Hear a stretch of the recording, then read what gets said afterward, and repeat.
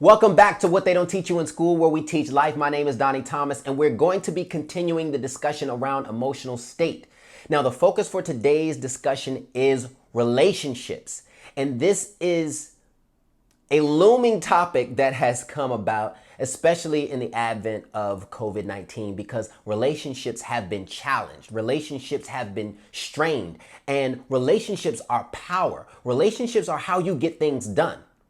Relationships allow you to send your children to school so that you can go off and do the work that you need to do in order to earn an income. Relationships are how you learn about the new programs that might help you to gain even more income or to save more money. And so our relationships are key, not only just on the money front, but relationships are how we find ground, safe ground, when everything out there is really beating us down and society is beating us up. So our relationships are pivotal for us to maintain power.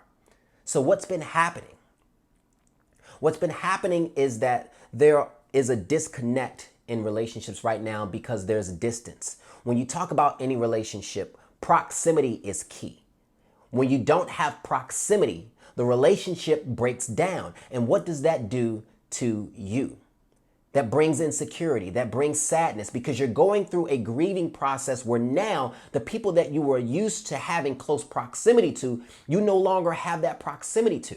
Now, we've been talking a lot about emotional state and the importance of emotional state. And I want to reiterate that emotional state is important because if you're consistently in a positive emotional state, you'll be able to achieve the things that you want to achieve in your life. But if you're consistently in a negative emotional state, you're less likely to achieve those things. So how do we work on our relationships? How do we mend them?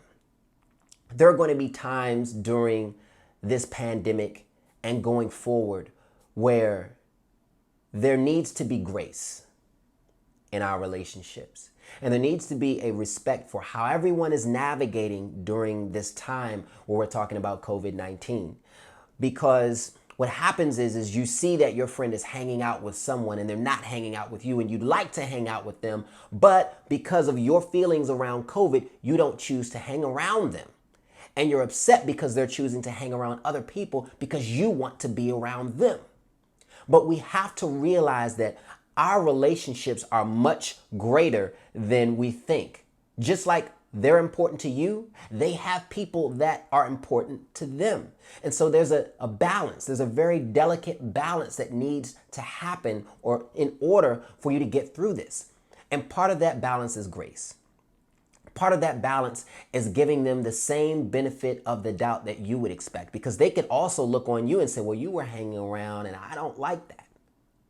So how are you giving grace during this time? Because your relationships are important. And if they are important enough to you, what compromises are you willing to make? It's not enough for you to stand rooted in your decision and say, well, I want you around me, and because you can't be around me, then I'm not going to speak to you. That's not grace. That's selfishness.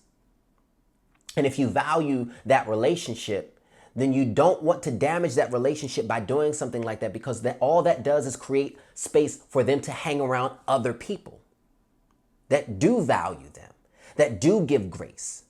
So when you are experiencing challenges in your relationship, especially during this time period that we're in, this weird time period that we're in COVID-19, where we don't have the proximity to the people that we love as much as we would like, find grace.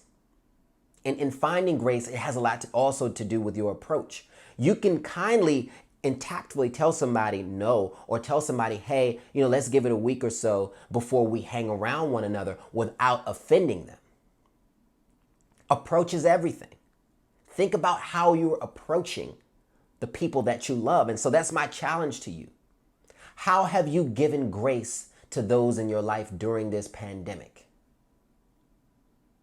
How have you approached them? Because this is sensitive from both perspectives. This is sensitive from the perspective of the person who chose to meet their friend, and now they're being condemned by you because that's not your friend and you didn't see value in that. And it's also sensitivity from the person who's telling you that because they're hurt, because they wish that they could have hung out with you. These are the things that we're faced with now in our society, and these are the things that we need to work through in order to ensure that our emotional state is as high as it can be. And being vulnerable with one another when we reach these places in our hearts.